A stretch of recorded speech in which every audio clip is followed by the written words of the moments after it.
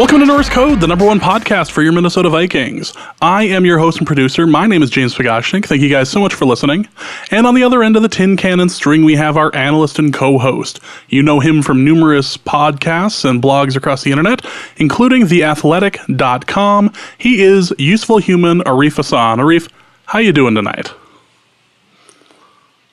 Silence. Just silence. Ladies and gentlemen, Arif Hassan has quit and retired mid-podcast. I don't know how to react to this anymore. This is unprecedented. I don't know if we'll be able to continue. Really, dude? No, I'm here. Yeah, it's the difference between ghosting and like over the phone and ghosting during a podcast. Like, you know, James, I'm starting to question whether or not we should really be continuing on the whole podcast thing. But you're not going to talk about it. You're going to connect to the Skype call. You're just not going to talk. Yeah, I dressed up on game day, but I've decided this isn't for me. No, the speed of the podcast world has gone too far. It's a bit too fast for you. I understand. How you doing, Arif? I'm good. I drove through a storm. It's weird because there's a thin band of storm that was just kind of rolling through the city. So people love to talk about the weather according to my Twitter analytics. So here it is. But I chose the worst time to leave the Vikings facility to drive to my home. I ended up looking up on the storm radar later, and the storm just essentially guided me home. So I chose the worst possible time and the worst possible path to get home. My car hydroplaned 3 times. It was nuts. So yeah, I'm doing great. How are you? I am doing fantastically well, apparently. Compared to that, I've been enjoying having a new vehicle for the past couple of weeks because my transmission went out on my car, literally $400 before I was going to pay it off. And so now I'm driving a gigantic truck that was loaned to me temporarily, and I'm watching all these people get stuck in the water, get stuck in the rain, and I'm just breezing through. I'm getting addicted to the power aspect of it. Wow, I never have to worry about. Why. Yeah, This is why people drive trucks. I totally get it. Yeah, meanwhile, I have that feeling until I have to pull in for gas. $65 to fill up, and I drive literally 50 miles back and forth, to and from work every day, or combined. So no, this is not sustainable. This isn't happening. Yeah. No. And with that, welcome to this episode. We have quite a bit to cover. We are going to be going over the Bills game and all things involved there, both quarterbacks, running backs, retiring cornerbacks. Everything Bills will be discussed here with a special guest. We are also going to be going into the mailbag. But before we begin, just want to quick mention thank you guys for listening. We really do appreciate it. If you would like to donate to the show, you can do so in one of 2 different ways. You can go to patreon.com/Norse Code, and you can donate there. That's more of a subscription-based. And you can also go to paypal.me/Norse Code as well. That's a one-time donation there. We are still taking donations in the way of having me go to Denver and slap Dusty in the face. So if you would like your money to go towards that, just mention it in the comment. I will do my best to make that a thing when I fly to Denver in October. So, speaking of flights, we will be doing our live show Thursday, October 18th at Bar None in New York City.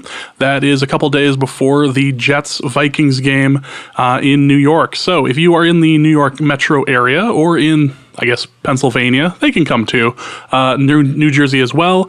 We will be at Bar None in Manhattan, New York, October 18th, Thursday night, and you will not be missing a Thursday night football game worth watching, I assure you. That is the Denver-Arizona game, and Denver versus Arizona is going to stink on ice. Don't worry about it. Come out to Bar None, hang out, have a drink, have some water, relax with us, and we'll get through this whole Vikings experience together. So, we will be out there again Thursday, October 18th. Moving on from there, we have lots to talk about as far as the Bills game. So let's get into it with our special guest. As promised, we do have a special guest to talk about the upcoming Buffalo game. His name is Matthew Fairburn. He is with The Athletic, and he is here to provide some insight as to what is going on over in Buffalo. It appears that Buffalo's having a bit of the 2010 Vikings type of season where everything that could possibly go wrong is going wrong. You don't have a dome that can deflate, but I'm guessing that Buffalo can find a way to make something like this happen. I do have to ask before we begin. So Nathan Peterman was listed as the quarterback for Week 1. Everyone had all the confidence in the world in him, and since the first half of that game, Josh Allen has been playing instead. What exactly does Peterman have on the organization that would lead him to be listed as the starter for Week 1? It's a great question. I mean, look, I don't know exactly what he did to win over Sean McDermott and Brandon Beane, particularly Sean McDermott, the Bills head coach, but he did something, because last year in the middle of a playoff run, Sean McDermott inserted Nathan Peterman into the starting lineup in place of Tyrod Taylor, who was not having a Pro Bowl year, but certainly not sliding down the ranks by any means. And so that backfired in a 5-interception first half. And then this prolonged quarterback competition ends with Peterman as the starter and A.J. McCarron shipped out of town. And he goes in and delivers a 0 quarterback rating, even worse than the first time in. So he doesn't even look like a backup quarterback. And it's a great question of what goes wrong from whatever they see in practice to the games, and why they, stand by him so strongly. I mean, he's a great kid. He's got the character they look for. He's smart and, good leader in a manner of speaking, but the quarterback play is certainly missing from his repertoire. Well, that's actually a really good place to begin. I mean, you've watched, probably in like training camp and stuff like that, this quarterback competition develop. Did he actually look like an acceptable quarterback in practices? He won the job, I think. I mean, it didn't take a whole lot to win the job, because A.J. McCarron didn't look great. He was pretty average. Peterman had a really slow start to training camp, but started to pick it up. And in the preseason games, he was just the most consistent guy. And that, people probably should have looked back at the previous preseason and said, wait a second, he was pretty good last preseason too, and that didn't mean anything. But I think when you look at what was around him, it was A.J. McCarron, a fellow late-round draft pick, and Josh Allen, a guy who pretty much everybody agreed before the draft is a really raw prospect. And so I think they wanted Josh Allen to win the job. They wanted to give him a chance to win the job by starting him in the third preseason game. But he kind of, fell flat on his face, and Peterman did win the job in the ways that you look at a quarterback competition. He looked decent in practice. He had, the best performances in the preseason games. And so I think in an ideal world, they wanted Josh Allen to do one of two things: either go out and win the job easily, running away and make the decision easy, or have, a guy like Peterman win it and let Josh Allen sit and learn for a little while. And it kind of ended up being the worst case scenario, where Josh Allen didn't win the job, but Nathan Peterman was so bad that they didn't have a choice but to put him in after a half of football. That's so brutal. But I mean, like, offensively, the issues with Buffalo are much more than the quarterback. I do want to talk about Josh Allen a little bit, because he's such, I think, a lightning rod for people who follow the draft and, criticize the Bills' decision and so on. But I mean, this entire offense, it feels like there's talent gaps everywhere. I take a look at the roster and I think I can identify maybe 3 players that I think would be starting on an average NFL team. Like Deion Dawkins, who, from what I understand, is not having a great year anyway. Charles Clay, LaShawn McCoy. After that, I feel like there's a mess at receiver, a mess along the offensive line. I kind of want to see what Wyatt Teller can do if he ever gets a chance to start. What has led, I think, to this situation where it just feels like the Bills are this bereft of talent? It's interesting, really, because they're lacking so much talent on offense because they wanted to get the quarterback, if that makes sense. I mean, when Sean McDermott and Brandon Beane took over last year, first it was Sean McDermott, in January, and then Brandon Beane in April, or in June rather, right after the 2017 draft. They sort of systematically tore down the roster. And I think they probably confused a lot of people by making the playoffs last year. They certainly overachieved, and people probably thought, hey, maybe they can build on this. But the plan wasn't really to make the playoffs in year one. It was certainly a goal of theirs, but they didn't necessarily expect it. And so trading away Sammy Watkins to get a second round pick, he would still be on the roster if they had picked up his 5th-year option and not traded him away. They would have him, under control plus a franchise tag. I mean, they could have kept him around. They traded him. They traded Cordy Glenn as part of, moving up to select Josh Allen. They traded him to the Bengals. And they did a lot of these things and in order to establish some draft capital and have the ammunition to go get a quarterback. They also had some bad luck because Eric Wood, their starting center for many years, had to retire unexpectedly because of a neck injury. Richie Incognito called it quits after restructuring his contract and sort of went off the deep end, I think, as Vikings fans know well, after what happened later on in the offseason. But so then you're talking about Cordy Glenn, Eric Wood, Richie Incognito, 3 above average starters on the offensive line are gone. And then, you're missing Sammy Watkins from a wide receiver group that didn't have much outside of him. They let Robert Woods walk a couple years ago. Same with Marquise Goodwin, 2 guys that would probably help this group. And so now they're left with a bunch of backups essentially on the offensive line. Deion Dawkins is probably the best of the starters. They have a new center. He's been very underwhelming. They might be replacing him this week. They've got Vlad Dukas, a journeyman at left tackle. John the Vikings Miller. Fans are pretty familiar with Vlad Dukas. I mean, Jordan Mills, another guy people in the NFC North know well, for his time with the Bears. These guys have never been good. And then you have at wide receiver, Kelvin Benjamin, who really isn't a number one, can't separate, doesn't have the speed. And Zay Jones, who, hasn't panned out really at all so far. And so that's a bad situation for a young quarterback to be in. And ironically, it's because they were trying to get him that now there's nothing around him. Right. So with all of that in mind, knowing that you sort of do have to grade on a curve because there's just not many weapons to throw to, not a lot of time behind the offensive line. I know, I think Allen is second in pressure rate so far in the NFL. And I know some of that's his fault, but some of that certainly is on the offensive line. How would you kind of evaluate Allen's performance thus far, knowing all of this? I think it's been about what we expected. Most people who, either watched him before the draft or watched him during the summer saw some of the flaws that we're seeing show up on the field now. He doesn't react very well to pressure, and you mentioned he's getting pressured often.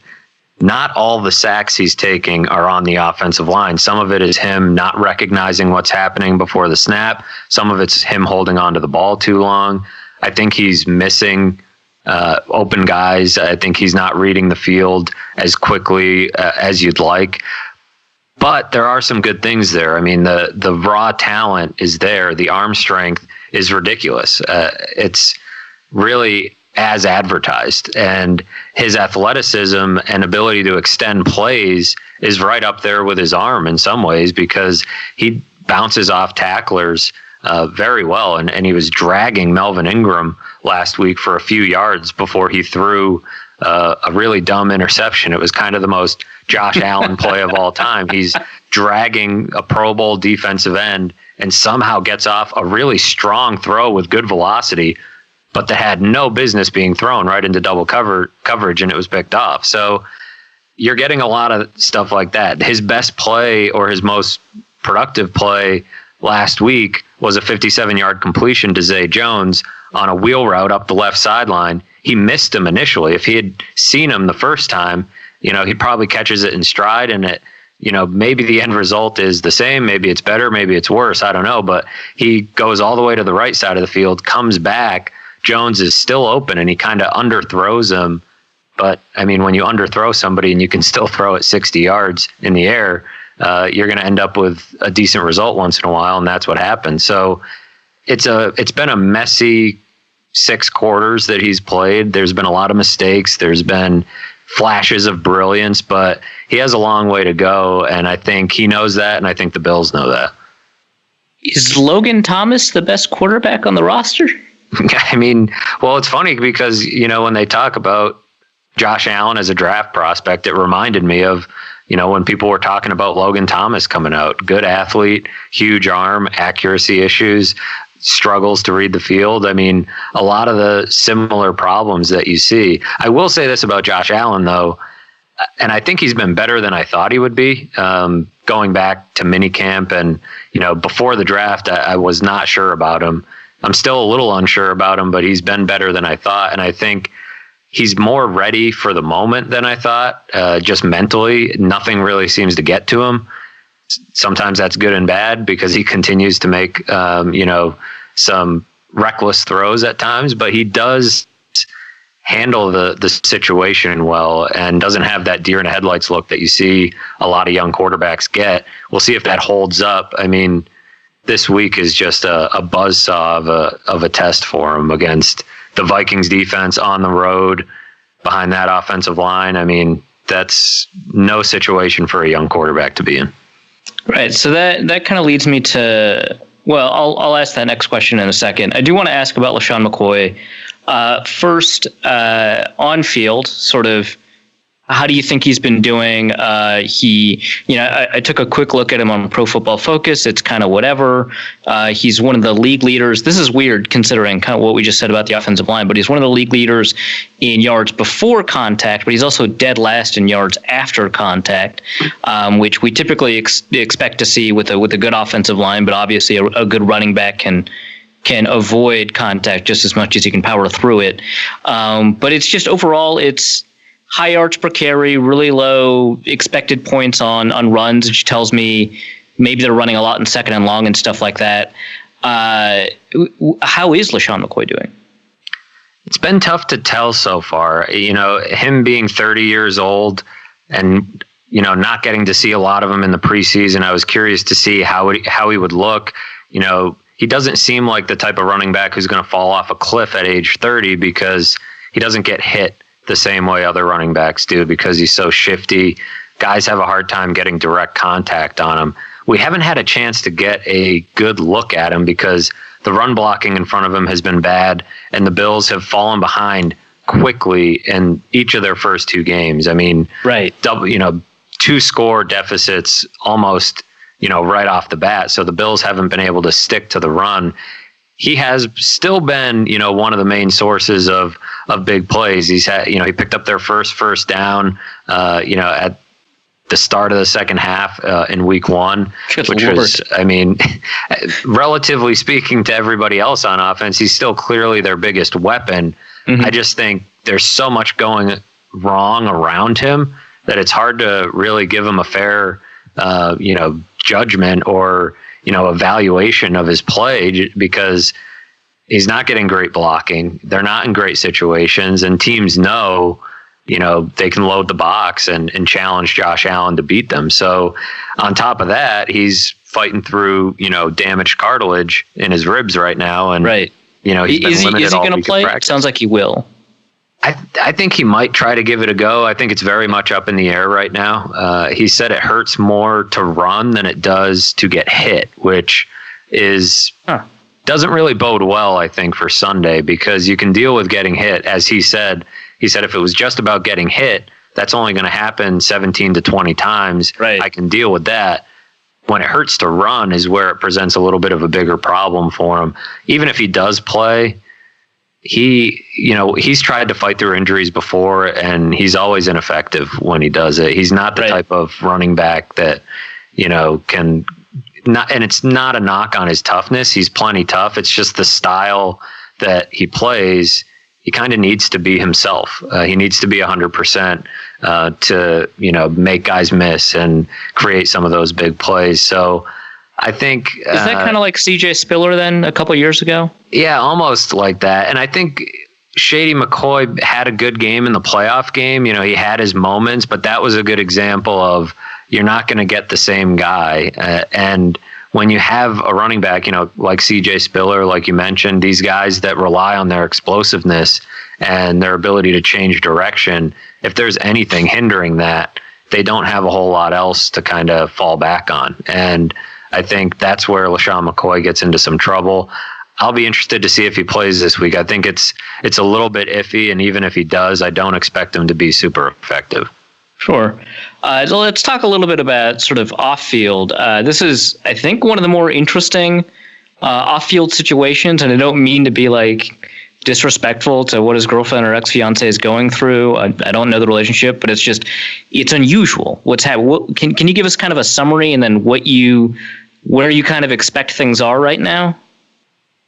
Yeah, you're right. This is a bizarre story. It all started in July when McCoy's ex-girlfriend was still living in the house that McCoy owns in the Atlanta area. McCoy he doesn't reside there. He still owns the house. She's there, and the house gets broken into, and she gets badly beaten. Her and her friend or cousin, I'm not really clear on the relationship, they were both beaten. And so then a friend of McCoy's ex-girlfriend, posted on social media a message about how McCoy had done that and about how McCoy also had hit his son, hit his dog, and used steroids. I think those were kind of wild allegations at the time. It sort of settled down. McCoy was not the one who broke into the house and did this. It's an unknown third party who did it. His ex-girlfriend is alleging that he had some involvement. He either set it up or knew about it or what have you. But the most recent development, at the beginning of the season, the Bills were cool with where it was at. They, didn't think anything was going to come of it. The NFL didn't have enough to take action, and they didn't put him on the exempt list. And so he played as usual. But this week, the mother of his son is 6 years old. They have joint custody. And so I want to say like every 2 weeks, he's with her. And then 2 weeks, he's with McCoy. She came out this week. She had initially supported him and, been a character witness in a way for him, saying he never did those things. She came out this week in an affidavit, a sworn affidavit, a court document in this lawsuit, and said that McCoy has beat their son, and that and she also said on social media that their son came home and said that McCoy has beaten his ex-girlfriend as well. So I think that's a little bit more of a serious charge coming from her, a direct charge of child abuse. And she claims she's made, complaints to child services and has, outstanding things there. They also have a custody hearing coming up in November, which adds complication to all this. Right. And then to add another layer, tomorrow, McCoy's ex-girlfriend is holding a press conference, and she's now offering a $20,000 reward for anybody who has information that leads to the arrest of the unknown third party in this case. So, I didn't even hear about that one. That's an additional layer of bizarreness. Yeah, it's strange. And she's also, saying that, her lawyers released a statement saying that McCoy has not cooperated in any of this. He has not, helped out or answered any of police's questions. So McCoy came out this week, said it's all ridiculous. The Bills stood by him, said nothing's changed. It seems to me something has changed, because the mother of his child is accusing him of beating his son, which is a pretty serious charge. And it was enough to get Adrian Peterson on the exempt list once upon a time. So I'm curious to see how this will all play out. I think it's odd for the Bills to have, they're standing by him pretty strongly. So they either know something we don't, or they're, kind of putting the blinders on, because for a team that's rebuilding to stand by a 30-year-old running back that's doing things allegedly, involved in this, or at least even wrapped up in this off-field drama. They must know something that we don't, because that's a big risk to take. And it's not as if the Bills, from like just an on-field perspective, running back might also be kind of their deepest position, right? Because they've got Chris Ivory behind him, and he's not like a world beater or anything like that, but he's certainly a functional running. I think in a situation where, they suspend McCoy or they get the league to put him on the exempt list or what have you, they have an option that, most teams maybe wouldn't have at a backup running back position. Yeah, they do. And Marcus Murphy also emerged in the preseason as a guy who can do some of what, McCoy can do. And they're not flush with talent there by any means, but I'm also not sure it makes a huge difference, right? Like I said, the offensive line isn't blocking particularly well, and the team isn't necessarily shooting for the playoffs at this point. And so I'll be interested to see how this plays out. They're confident and standing by their guy. It's hard for it not to be a distraction. The other strange thing is that before the season started, the Bills named him a captain.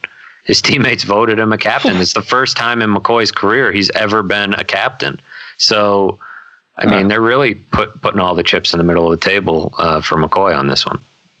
Yeah, and I guess not to stay too far on like just this one topic. We've got like kind of a lot of things we want to talk about, but McCoy being, I guess, personally a little off-putting or a little weird, that didn't emerge to me until he had actually been traded to Buffalo. Because in Philadelphia, it never seemed like he kind of rubbed people the wrong way. But I think as soon as he arrived in Buffalo, you kind of hear, and some of it's kind of driven by, maybe Chip Kelly wants to leak some stuff. But then there's also like the weird Instagram story where he like invited women to like a party or whatever. And it just feels like as soon as he arrives in Buffalo, all of like kind of the oddness of his character kind of comes to the fore. Yeah. And he didn't like getting traded to Buffalo initially. He was not a fan of it. And, he did have the incident in Philly where he, allegedly kicked the woman off the bus or whatever. He was having some party, and, they were on a party bus and he threw a woman off the bus. Nothing ever really came of it, but you're right. He's been named in quite a few lawsuits and had some strange incidents, especially since he's gotten to Buffalo. And it took him a while to warm up to Buffalo. I think he finally was feeling comfortable here about a year ago. But he had, the incident you're talking about with the Instagram story where he's, inviting women only or whatever. And then he had the incident at the Philly nightclub where there's a lawsuit still pending from altercation with off-duty Philadelphia police officers. And now this, it's a lot. And again, he hasn't really been found guilty of anything. He's never had to go to jail but just around a lot of stuff that you don't want your players around most of the time. You don't want your guys involved in stuff like this. And I think it's part of, it's probably been there a little bit in Philly, and maybe people didn't notice because he was at home. He had that layer of insulation, being a Philly guy or being a Pennsylvania guy and having a lot of people close by. But it certainly hasn't been the easiest of rides for him off the field over the last few years. And it's going to be a strange to look back at the LaShawn McCoy era in Buffalo, because he's been productive at times, but probably made more headlines for what he's done off the field than on it. All right. And then to circle back to just kind of the thing, what matchup with this defense do you think, I guess, works for the Buffalo offense? Like, I know that so they gave up a bunch of yards to Jimmy Graham, could have given up more for a penalty, gave a bunch of yards to George Kittle, would have been more for a drop. Do you think maybe they try to cycle this offense through Charles Clay, or do you think there's not really a matchup that anywhere kind of works for this offense against the Vikings defense? It's tough for me to say that there's a spot where the Bills can take advantage of the Vikings. I mean, the Vikings have a really good defense, and the Bills don't have a good offense, and they have a rookie quarterback playing on the road. They just need to get the offense off the ground before they start thinking about, taking advantage of weaknesses on a defense. I do think Charles Clay is kind of the spot, either Charles Clay or moving Kelvin Benjamin into the slot. They've had some success with that. But they don't have a lot of weapons on offense. McCoy's not going to be 100%. I think Charles Clay's been fairly quiet, with Josh Allen. Josh Allen hasn't. It's kind of ironic that last year, the big complaint in Buffalo that made people want to run Tyrod Taylor out of town was the fact that he didn't throw the ball over the middle of the field, couldn't read the middle of the field very well.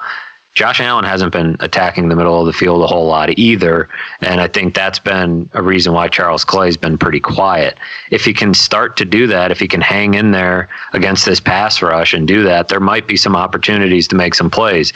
If Kelvin Benjamin can find some separation in the slot, if he's lined up on Xavier Rhodes outside, Xavier Rhodes will eat his lunch all afternoon, because I think Kelvin Benjamin, even for a bigger guy, is kind of soft, and he doesn't separate well either. So I think, Xavier Rhodes will win that matchup all day long. But if you can move him around and find a way to get him in open space, maybe you can pick up some chunk plays with him. But it all starts with Josh Allen, and he has to, keep this offense on schedule. He has to get the ball out on time, and he has to hold up against pressure and not let his eyes drop. And until he does any of those things, it's going to be hard for him to pick apart defenses and exploit matchups. All right, let's talk about the other side of the ball. This is kind of where I thought, if Buffalo was going to find a way to get to an 8-8 season, looking at the roster beforehand, I thought the defense would be where it's at, right? I mean, they've got Kyle Williams, who's been a mainstay there for a long time, Star Lotulelei on the same line. They drafted Harrison Phillips. They've got Jerry Hughes as a pass rusher. They have a first-round pick at linebacker. Who knows if that one makes sense, but that's somebody to point to. Jordan Poyer, Tre'Davious White. At the beginning of the season they had Vonate Davis. Let's talk about that in a second. This defense should be, at least on paper, good, but they've given up. I think they're tied for first in points given up with the Detroit Lions. Like, they've given up the most points in the NFL. Yeah, they have not been good at all, and there's a few different reasons. I mean, you can put some of the blame on the fact that the offense is, leading the league in 3 and outs and, not possessing the ball, not extending drives, and that's not giving the defense time to rest and not giving them good field position. But they've also started games very slow. First 15 plays have killed them. And it's running the ball. It's defending the pass. I mean, when you're getting carved up by Joe Flacco, you're doing something wrong. And that's what happened in week 1. So they've invested a lot in this defense. And you're right, this was not supposed to be a problem. I mean, they threw money at Trent Murphy and Star Lotulelei to free up, kind of shore up 2 of their spots on the defensive line. They also drafted Harrison Phillips. He's played well.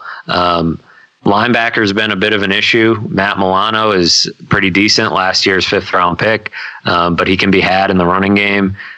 Tremaine Edmonds is a huge talent, but he's a little out of his element in coverage right now. Phillip Rivers was toying with him a bit last week. He has the range and all the skills you want to cover, but he's getting caught out of position a lot. Right. And then you got the secondary. I mean, Tre'Davious White is solid. He's been great, just as good as he's always been. The problem is offenses aren't throwing at him, because why would they? The safeties, they've been okay. They were really good a year ago, Micah Hyde and Jordan Poyer both.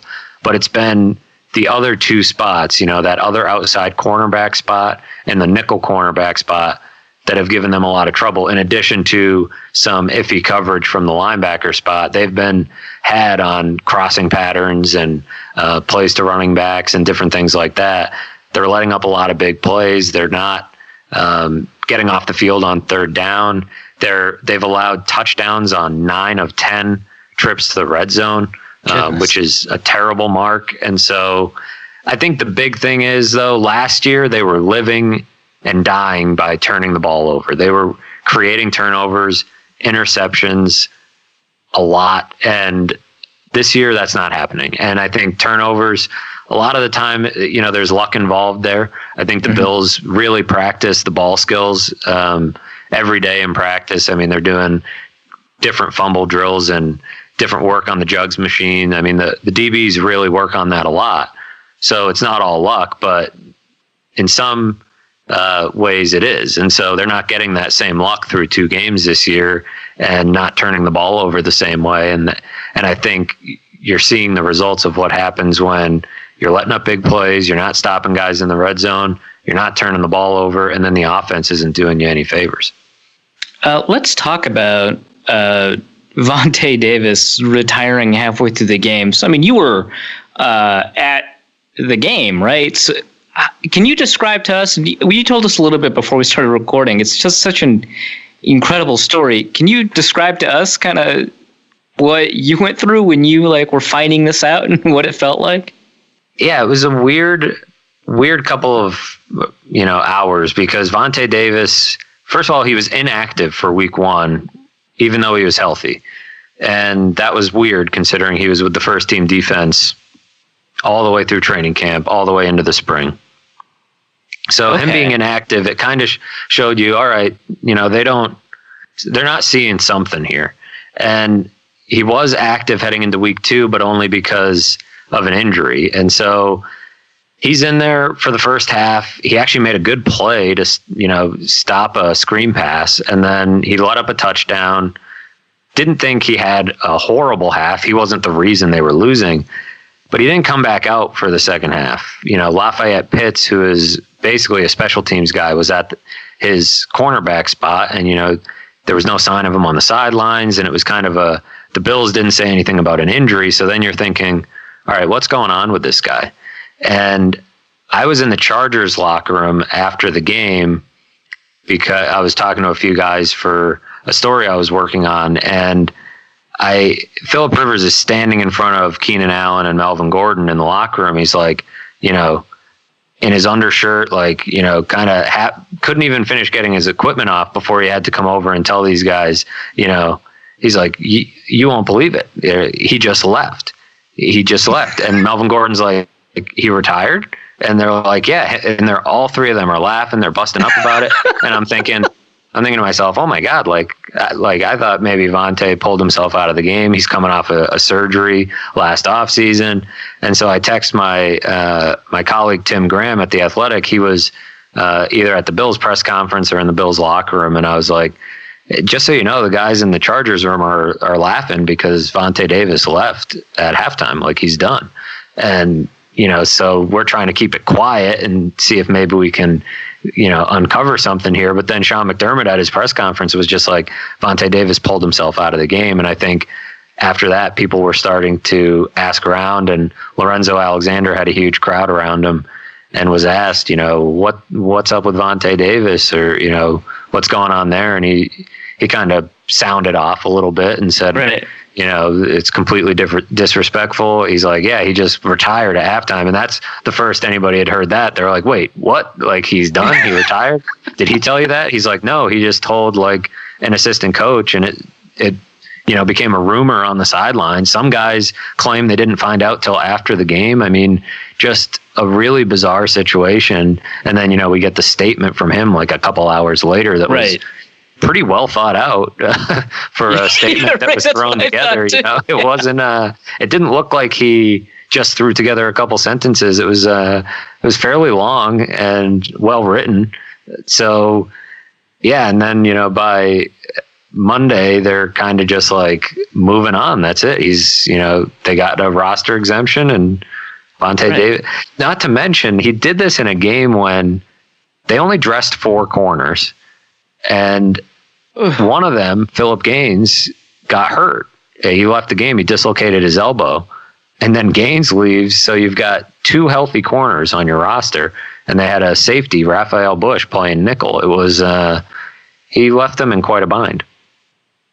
So what's your, I guess, take on this, right? Because a lot of people, they might think, from like a personal, if you don't have obligations from a personal standpoint, like you don't want to be out there if your heart's not in it. I know Brian Robinson has said before that if you're not playing at 100% speed and reacting as quickly as possible, you're going to hurt yourself and hurt others.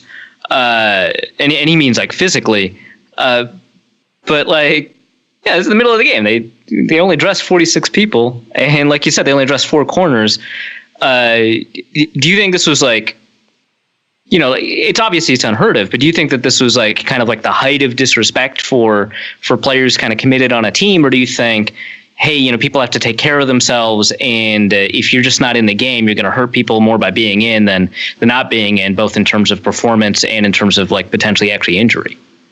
Yeah, I mean, I fall somewhere in the middle because you can see where he's coming from. Everything he said in that statement makes sense. He wants to walk away from the game, not limp away. He realized he didn't have it anymore. He didn't belong on the field. All these things make so much sense. He didn't want to embrace the warrior mentality.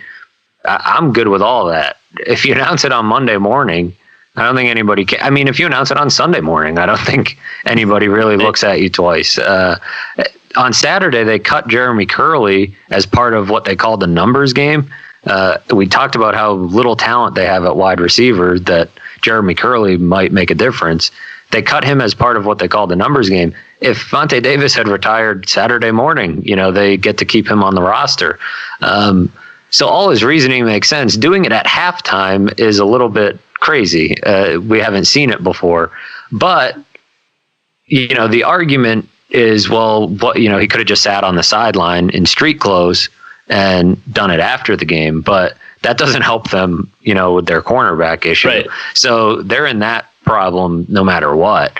And I don't know that Vonate Davis is obligated to go out there after he's decided that he's done, after he's decided that he doesn't want to do this anymore.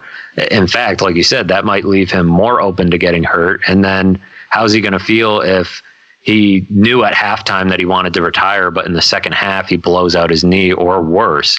So I'm with him from that standpoint. I understand why guys are pissed off that he just left. I mean, no explanation, like the ultimate Irish goodbye. But, I also see Vontae's side of this where, he's a human playing a very violent game and he didn't want to subject himself to it for another second. It's a power move beyond belief, but I understand why there's a lot of people that, kind of view him a little bit differently, and a lot of guys in the league that are going to say he was being disrespectful to them by not at least explaining himself in some way. I just don't know. It wouldn't have done them any good on the field for him to stick around, and it might have even caused more confusion. But I don't know. I've never seen anything like it. I don't know that we ever will. But it would be kind of funny if it started a trend. Yeah, right. That would really magnify problems for losing teams, I guess.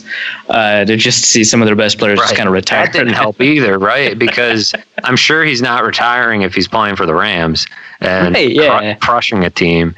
It didn't help the perception of the Bills, which is already not strong around the country, that the headline can be that the Bills are so bad one of their guys quit at halftime. I mean, right. That's not ideal, but it also speaks to a larger issue of the fact that the Bills are building this roster and think they have a guy in Vonate Davis that can hold down that spot, and they weren't even comfortable making him active week 1, and then he quits in week 2. I mean, they talk so much about bringing in the right guys and the right type of people, and then they have a guy that quit on him at halftime. Do you think that played a role in his retirement, not being active when he was healthy? I don't know. I mean, I wouldn't be shocked if it played some factor. I think it was probably more him being on the field, because when you're on a field in the NFL game, you know where your body's at and where your head is at and how you're feeling about it.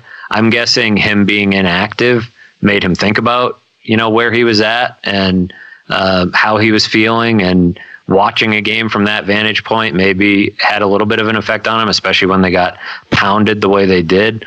And then he's out there and they're getting pounded again and he's not feeling himself.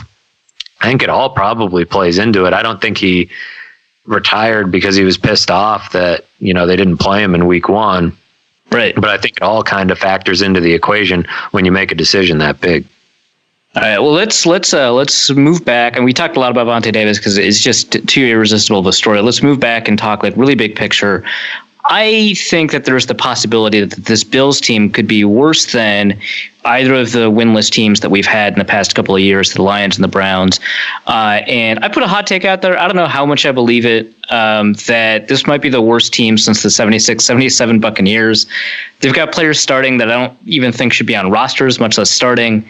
They have the worst point differential in the NFL currently. They've got a quarterback who I think even the optimists would say, he was a year and a half away from being ready to play as a starter, much less he's playing right now.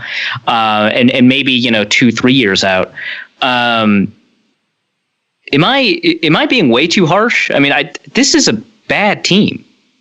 Yeah, they're not great. They certainly aren't. It's sometimes hard for me to put it into, the context of historical teams and, things like that with 2 games and right. 2 very bad games. I don't think that game against the Ravens was one of the worst games I've ever seen them play. And this is my 5th season covering the team. So I've seen them play some really bad games. The Bills aren't exactly a storied franchise, but they showed a little bit of something against the Chargers in the second half. Okay. But I mean, I still think they're, if not the worst team in the NFL, the second worst team in the NFL. And they're going to make a serious run at the number 1 overall pick, which is kind of funny because they did so much to get into the top 10 to get a quarterback, traded away so much to do it. Now they're going to be sitting there, where they could have had their pick. For free. Yeah. But yeah. So maybe they should have done this last year and then they could have had their pick of the quarterbacks. But yeah, they're a pretty bad team. I think time will tell just how bad they are. I think offensively, it is as bad as it looks on paper. I mean, when you look at the depth chart and you look at the numbers and you think, man, this is one of the worst offenses I've ever seen. That is accurate. It is not pretty. And, there's already people blaming the offensive coordinator who's new this year, but I think that's completely unfair. He doesn't he doesn't have a ton of success in the NFL. Brian Daboll was in Cleveland and Miami and Kansas City, but you look at the list of quarterbacks he's had at all those spots, it's been terrible. So, they have not been good. I still think the defense is better than it's letting on, but I don't know. There's a couple of really serious flaws that we talked about, and I don't know that they're going to get those fixed. And I don't know that just a couple of decent players in the secondary and some decent players in the front 7 are enough where you say, oh yeah, they can win some games just from that defense. Not unless they're getting turnovers. It seems like teams have figured them out a little bit. They were disguising a lot of coverages last year, and maybe they've been had a little bit here. If Joe Flacco can, run up the score the way he did and Phillip Rivers carved them up, I mean, it's going to be an ugly year for sure. Will they be I don't know that they'll go winless. I feel like they're going to win a game, but I can't say that with a lot of conviction. Sure, fair enough. You mentioned in the second half, maybe they got a little bit better and showed something. Do you think some of that had to do with Sean McDermott taking over play calling? I don't think it hurt. I mean, I put it this way when people have asked me that, is that it should get better, shouldn't it? I mean, he's a defensive-minded head coach who came up as a defensive coordinator. He should be better at calling plays than Leslie Frazier, I think. And so I think that was part of it. Again, it's hard for me to sit there and say, look at this play Sean McDermott called. Leslie Frazier never would have thought of that because Leslie Frazier called the defense all last year and it was fine. I think it helped that's kind of the type of team the Chargers are, isn't it? I mean, they sometimes fall apart in the second half, and they built themselves such a cushion that it didn't matter. They could have, they insulated themselves from Chargersing it. Yeah, exactly. So they didn't play super well in that half either. I'm not going to sit here and say, the Bills defense is back. They turned it around because of that second half, or that Sean McDermott was the magic fix. I think it helped, and I think they played a little bit more like we expected them to play coming into the year. But again, still some pretty serious flaws, and I'm assuming Sean McDermott will maintain the play calling duties, and we'll see if that is any sort of permanent fix for this team. You would hope that it helps out a little bit, but some guys on defense said they didn't even notice until after the game. So, I mean, that kind of tells you all you need to know. Well, I guess one last thing. Mike Prefer, the special teams coordinator for the Vikings, has been kind of under a lot of fire from fans over the past 2 weeks. He mentioned that he didn't say it in so many words, but he was essentially like, well, if the Bills are going to find a way to win the game, it'll be through special teams. They feel like they can make some big plays on special teams. Do you think the Bills have at least a respectable special teams unit that might be able to put them in good situations? I think they do. They're an interesting special teams group. Marcus Murphy is a pretty good return man, capable of breaking off a big one. I don't know how much they'll use him if LaShawn McCoy's not 100%. They might be hesitant to use him in both roles. Stephen Hauschka has been great since he got here last year. They have a rookie punter who didn't punt at all in New England in the preseason, and then the Bills claimed him and cut their long tenured punter, and he's punting pretty well. I mean, they've got that going for them, but they were making a lot of stupid plays on special teams last week too, letting balls go into the end zone, muffing kicks. I mean, they're not perfect. And, Danny Crossman, the longtime special teams coordinator, some of that probably falls on him. So they were making some boneheaded moves on special teams, but they do put a huge emphasis on it. They have probably too many guys on this roster that you look at and say, oh yeah, that guy's on the roster because of special teams. I mean, you could go down the list. Tywan Jones, Lafayette Pitts, Lorenzo Alexander's a great special teamer. Pat DeMarco's a great special teamer. I mean, they have a lot of these guys where they play and they're active because they play special teams. It doesn't always result in good things, but the emphasis is certainly there. All right. 16.5 point spreads moved to 17. Do you expect the Bills to cover or not? Final question. No, I think the Vikings are going to cover that spread. I know it's a huge spread. I don't think it's a good move to bet on the Bills on that spread because it's a big spread. But like we're talking about, this is a bad football team, and you see some of it's not that hard to win by 17 to 20 points. In fact, the Bills made losing by that much look extremely easy the last few weeks. I mean, it's like you look down at your computer screen and look up and it's 21-0. So I think it's going to be hard for this offense to get going. And I could see just a couple of, because Josh Allen's he had 2 interceptions last week, but it feels like he could have had more. And so I feel like the Vikings defense will get a big play on him at some point, and maybe the defense can slow down the offense, but they're not going to be able to do it all day. I mean, they don't have 2 corners that can keep up with Thielen and Diggs, so whoever Tre'Davious White covers, might have a quiet day, but I'm sure the other guy will get going. So, yeah, I think the Vikings win by 20 plus. Before we wrap up here, I was going to ask, how are you enjoying the Leslie Frazier experience? I really like Leslie Frazier. He's a really nice guy to deal with. He's one of the nicer guys I've dealt with in the NFL. As a defensive coordinator, he's mostly been kind of a little bit of a figurehead in a way. He's very much a confidant for Sean McDermott, a guy that has been there and not necessarily had success as an NFL head coach, but has gone through it and made the mistakes and learned from them.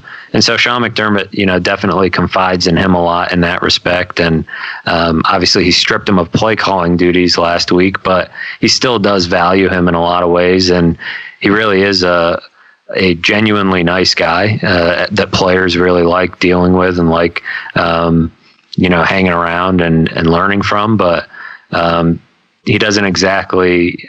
I don't expect him to be getting another shot at being a head coach necessarily from the job he's doing here.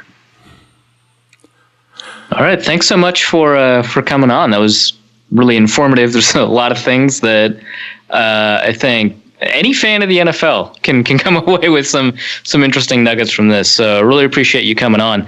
That's Matthew Fairburn, who I can count as a colleague at The Athletic, who covers the Buffalo Bills there. Is there anything you want to plug?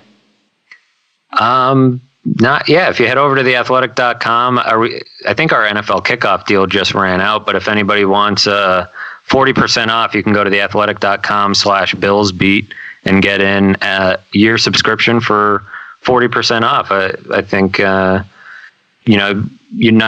don't just have to be a Buffalo fan. Obviously, you subscribe to one, you get everything. That's kind of the cool thing about The Athletic. So pretty much anybody who wants to get in the door can use that code and get a nice little discount. Thanks for coming on, Matt. We really appreciate it. Yeah, you bet. Thanks for having me. That interview strikes me as the second most negative on a team, or like down on a team interview we've had. I think the only time we've had somebody more down on their team would have been Uncle Chaps when he was talking about the Jags and had brought up their quarter. They were just happy they no longer had a quarterback that blocked people on Twitter. Right. We did elite Christmas show content there. That's interesting, right? Because that was, I think, the game where the Vikings had to take it to overtime with a Blair Walsh kick. Yeah, because everything involving the Vikings has to involve kicking. Right. Yeah. That game was a little bit closer than it should have been. Whatever. Just a tad. Let's start off with the mailbag. And Thomas Anderson's got a bit of a philosophical question. Would you rather have a win that comes with an injury to a starter on offense or defense, or a loss and a clean bill of health for the team? I think the Vikings can take a loss and still make the playoffs because that tie is not a loss. So I think if they start out 1-1-1. They've got a path to the playoffs, especially because not everyone expected them to go undefeated, as it were, in the first 5 games of this really, really tough schedule to begin the season. So I would take the loss to stay healthy, just because I think being healthy for the playoffs is really important. Not that, so the thing is, analytically, I've made the wrong choice, right? Because there's not likely a player who's going to get injured that's worth a whole win. But also, I'm paranoid, so I'm just going to take the health. And I admit, I'm thinking with my heart instead of my head. There you go. Joe Schneider asks something related to the Packers game. He said, I rewatched the game last night and forgot that Rodgers signaled for a timeout when they didn't have any at the end of the first half. Was that supposed to be a penalty? And if not, should it be? I think that's supposed to be a penalty. I think the rule. So I looked into this not too deeply, but I remember this, and so I Googled it quickly on my phone, which means that I don't have a ton of time to go through links and stuff. But I know it's a penalty if the coach does it. I know absolutely that's definitely a penalty. It happened in the Lions in 2015. I don't know if it's a penalty if the quarterback does, but I can't imagine why it wouldn't be. Right? It's if it's a penalty for the coach. It is not a penalty for. Okay, you looked this up. Yep, I've actually had a chance to look this up. It's not a penalty for the players on the field to do it. It's actually a penalty if the coach does it in the situation. The coaches are held to a higher standard as far as that goes, and they give a little bit of leeway to the players. So they had actually mentioned on the broadcast that it was the correct call when the ref was just shaking his head, going, "No, you have no timeout here." So they wouldn't it also kind of helps if a wide receiver, for example, just spur of the moment, he made a big catch. It's oh my God, we got to call timeout. And as time is ticking. Chris Webber situation. Yeah, Chris Webber situation. Yeah. So he's we got to call timeout. Meanwhile, a spike will save them and not cause them to go back 15 yards or something. So in this instance, the refs were correct. I'm actually okay with the rule as it is, simply because of the way that ends up working out. But okay, well, I'm glad you did the research because I didn't, and that's a refreshing change for the show. It is. Look forward to my columns at theathletic.com here soon. I promise to have a promo code for you very shortly. Why I've joined by James Pagashnik. It's just a picture. It's just a picture of the buffet line in the press conference, in the press box. That's all it is. That and the ability to be pushed around by owners who are coming in to use the bathroom there. That is why I am there. Bradley Peterson asks something also related to last episode. Is Mike Prefer considered a good coach? Going through the number of kickers and punters he has makes me think not. We should show him the wide left door. This is really interesting. So, and we mentioned this on the last podcast. We talked about sort of the ups and the downs of having Mike Prefer as a coach, and what you can consider his record to be. So, Prefer has been the special teams coordinator for 3 teams that have led the league. Well, 3 eras of kick returning that have led the league in field position after a kickoff return. So the Kansas City Chiefs, he had Dante Hall as a kick returner. With the Vikings, he had Percy Harvin and he had Cordero Patterson. Up until, I want to say, last year, he has coordinated a team that's been in the top 5 every year and almost always has actually been top 1 in kickoff return or field position after kickoff returns, which I think is better than yards per return as a metric for, I think, are fairly obvious reasons, because you can kick it anywhere and you just tack on some return yardage. But it's where you end up with the kick that's the most important. And, you could say, hey, he found a way to be blessed with a generational kick return talent in Cordero Patterson, a nearly generational kick return talent in Percy Harvin, and a Pro Bowl kick return talent in Dante Hall. And maybe that's all true, but like at some point you just have to be like, well, what if it's him, right? Because the Vikings could have evaluated any number of kick returners. And there's a lot that end up going through the draft. I mean, you could have gotten like Ace Sanders or whatever, but they went with Cordero Patterson and they ended up getting a good kick returner, a great kick returner. And so, maybe it's him, but like, and the Vikings have phenomenal punt gunners every year. That can't just be like happenstance, because it's like different players all the time. It's Cordero Patterson or Laquan Treadwell or Jaron Kearse or Marcus Sherrills, right? They end up being really, really great at it compared to sort of league wide. And that has to play a role, right? So you go through specialists a lot, but the non-specialists, they tend to be very good. Now, obviously, that punt block that happened, you can't let that happen. That's a player error, which means it's a coaching error. But you take a look at some of the ways that the units have operated outside of the specialists. I mean, their kickoff coverage has been really good, too. A lot of that is coaching. So you could say he's a really good special teams coordinator, but at the same time, the specialists matter more to special teams than all of these other pieces. And so even though all of those other pieces, I think, are historically through the Prefer era have been coached very well, the specialists have evidently not been either coached or evaluated very well. Now, Matt Weil is right now PFF's second-graded punter. I expect him to drop out of the top 5 eventually, but he's really good, and that's nice. Dan Bailey is going to cover up for any, it's Dan Bailey, right? Like if Prefer gives him bad advice, he's just going to not listen to it. He's going to be a good kicker. It doesn't matter. So that's going to cover up for that. And so you don't have to worry about the specialists and you can just focus kind of on the rest of the team. But that is kind of interesting because I think if you evaluate him through like the lens of like, there's a DVOA for special teams, and the Vikings have, I think, over the last like 10 years collectively, they've ranked like 18th, 19th, or 20th, or something along those lines. Not great. And so, and that's why that includes, the times they had Patterson and Harvin at kick return, and that includes like a phenomenal 2012 from the kicker. Maybe he's a poor coach, but it's like really, I think it's not as clear whether or not he's good or bad based off of the information we have available to us. I'll finish it with that. All right. Next question is for Joe Justice. Says, this seems like a game that the Mike Tice, Brad Childress, Leslie Frazier teams would lose. The Vikings that I grew up with would almost certainly play like ass. Do you think we've finally vanquished those demons? Especially last year, the Vikings tended to play down to the talent that they were playing against. So this could be one of those stereotypical trap games. It could be. There is one way. So there's 2 things I want to bring to bear. One of them, it's a tidbit that's going to appear in the next piece I'm writing for The Athletic. But the other one is also, I think, relevant to this question of did they play down to the level of talent? And I think intuitively, based off of what we've seen, you could say that, but off of last year. But also, one way to measure that is record against the spread. And if you have an average record against the spread, that might be the case. If you've got a significantly below average record against the spread, if your record against the spread is just a losing against the spread record, then it's very likely that you're playing down to the level of talent, playing up to the level of talent. You're not doing as well in games that you should win.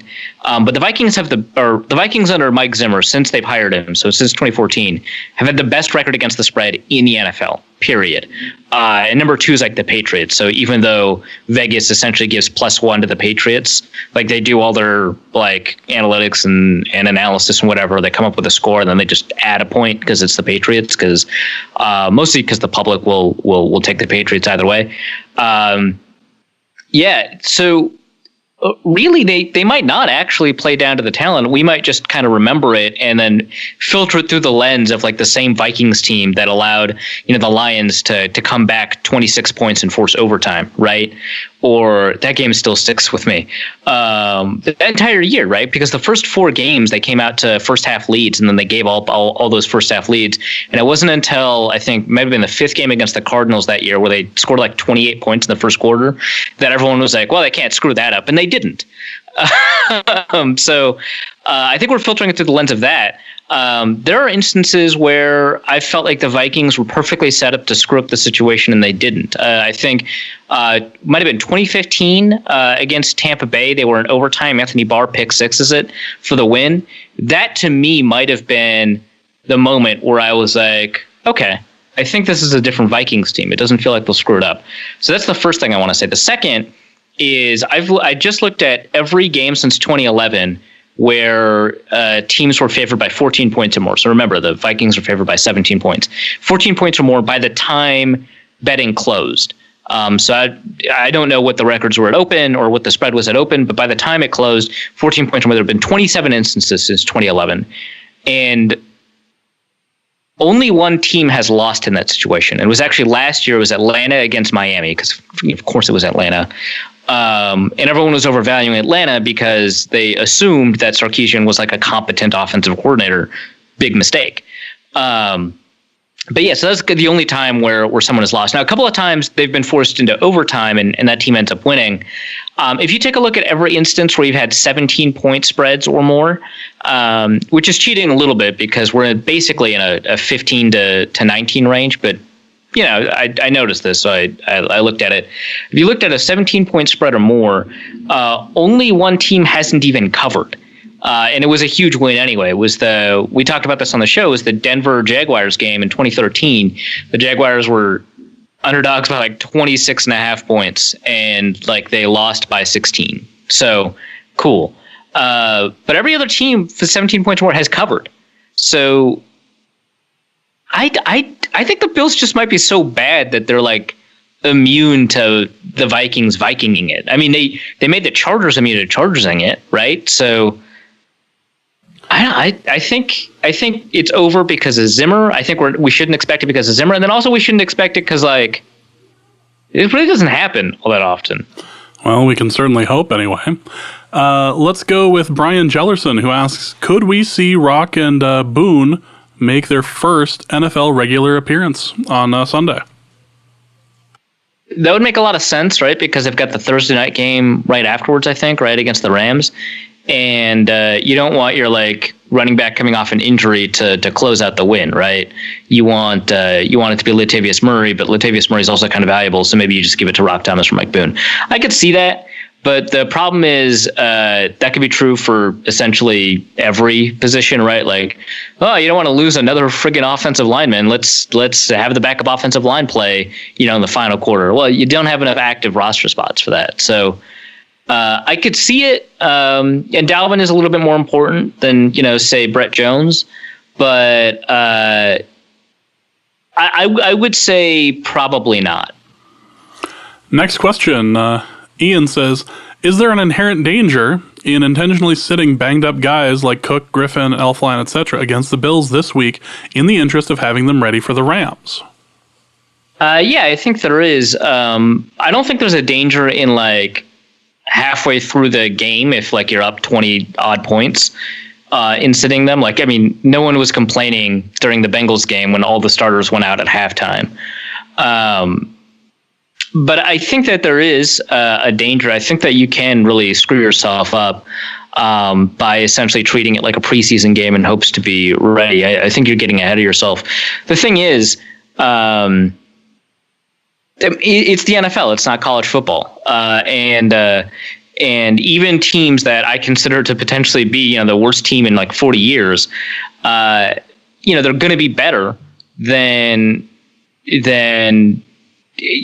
a walkover college team. I was talking about this with a bunch of people that are very because there's hey, could whatever the worst team in the NFL is this year beat Alabama? And that's a dumb question because yeah, of course they can. It's not even close. The worst team in the NFL should be 25-point favorites or more against Alabama. Yeah, I think we talked about it last game or last show. Yeah. Yeah, and so I talk about this with people who agree with me on this, and they're like, Buffalo might only be favored by 14 points. So that's kind of the mindset you should take. It's an NFL game. Every NFL game has challenge to it. And so I think there is an inherent danger in sitting them from the outset. Now, I think that they should rest more aggressively. I think they should rotate the defensive line in much more often. Now that they've got Tom Johnson, who's already familiar with the system, they might be able to. But yeah, I think that there is definitely a danger in being the first team to lose when favored by 17 points. Yeah, not exactly a precedent you want to set or a record you want to have. Right. Kyle Slaby asks, let's talk about Adrian Peterson. Great. AP had a comeback to earth game last week, rushing wise, and is down to 3.1 yards per carry for the season. Right now, he is on pace for 928 yards, 8 touchdowns on about 300 carries. He is also on pace for 40 receptions for 800 yards, which is more likely assuming he does a full 16-game workload. He eclipses 900 rushing yards, 750 receiving yards, or 1,400 all-purpose yards. Also, does he end the season with more touchdowns or fumbles? He's on pace for 8 each. He fumbles a lot, but I don't think he's ever had a season where he's fumbled more than he's scored. He's gotten close. He has come very close. Yeah.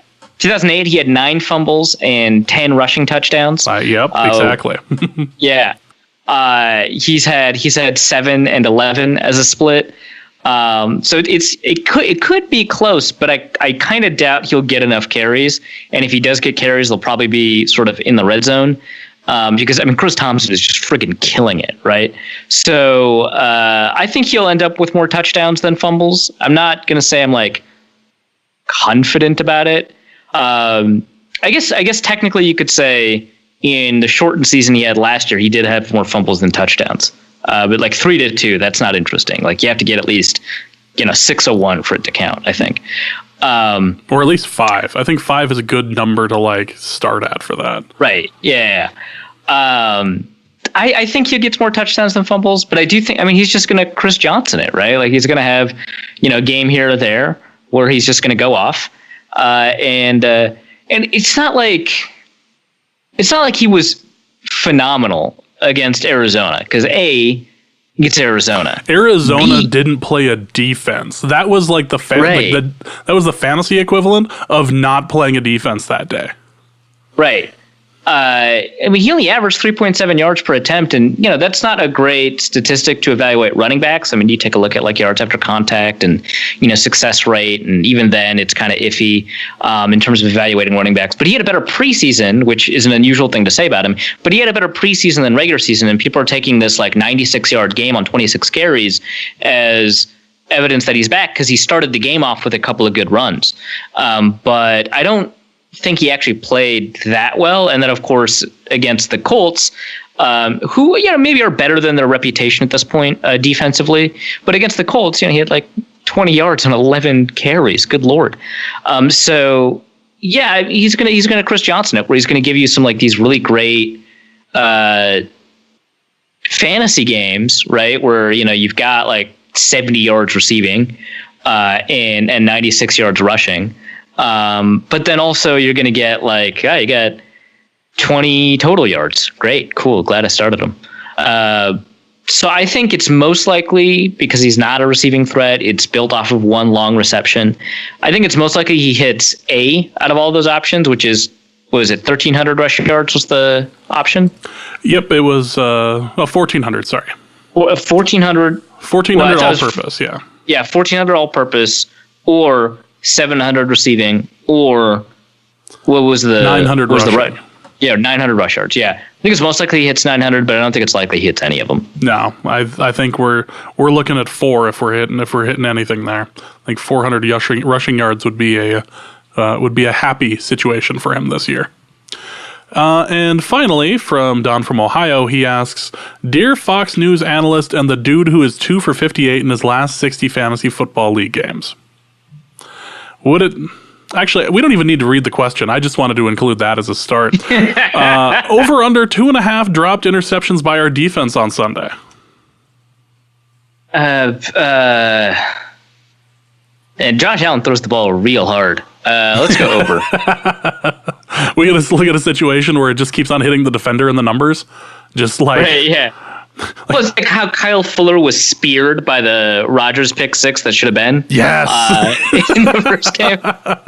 We see that a lot. He's like, what the hell was that? You got to turn the jugs machine up to 11, man. You prep for this. Prep. Well, it was the difference between Alex Smith and Kaepernick when they were throwing. Is like, yeah, we're not used to the ball coming at us at that sort of speed. Like, yeah, we weren't used to picks just like being thrown full force at our numbers. Like, I just about broke some fingers out there. It was crazy. Yeah, I didn't know that these were. I feel like these were murder attempts, not passes. Now there are passes by Nathan Peterman that you could count as murder attempts. And with that is going to be the end of this episode. We will be coming back next week to talk about the recap of the Bills game. Hopefully it is a Vikings victory / blowout, and previewing the Rams game, which will be happening pretty quickly after that. So that is going to be it for us. Arif, what do you have to plug? Yeah, I'm going to have a piece up on... So normally it's a film review, but the Bills are not exciting to watch on film, nor can I reasonably convince a smart audience that this is the thing you have to watch out for. So instead, I'm going to be doing a piece on what is a trap game, what does it look like statistically, kind of where are the Bills, and what should the Vikings accomplish. So that's the piece I'll have up at The Athletic. And then there's a bunch more interesting pieces from our guest and the other members at Athletic Buffalo that I'll link in the show notes that, I mean, the Bills are just entertaining. Yeah. Definitely something to either watch or at least Google the game afterwards and just try to find out what exactly happened. So that is going to be it for this episode. Again, look for us next week with the recap, and looking forward to the Rams game. So for Arif, my name is James. Thank you guys so much for listening, and please remember to tweet that. And we will see you next week. Norse Code is the largest and only division of Norse Code LLC. You can find Norse Code on the Daily Norseman, SB Nation's Vikings blog at dailynorseman.com. You can also find it on iTunes, Stitcher, Google Play Music Podcasts, Spotify, or wherever fine podcasts are aggregated. Our Vikings blogger extraordinaire and generally useful human is Arif Hassan, and he can be found on Twitter at Arif Hassan NFL. I am your producer and co-host, and my name is James Pagashnik. You can find me at the show's official Twitter feed at Norse Code DN. If you'd like to donate a few bucks to the show, you can make your one-time donation at paypal.me/NorseCode, or a recurring monthly contribution can be made by visiting patreon.com/NorseCode. Any questions or comments that won't fit in a tweet can also be sent to norsecodepodcast@gmail.com. On behalf of the Norse Code staff, we thank you so much for listening. Our formula is this. We go out, we hit people in the mouth.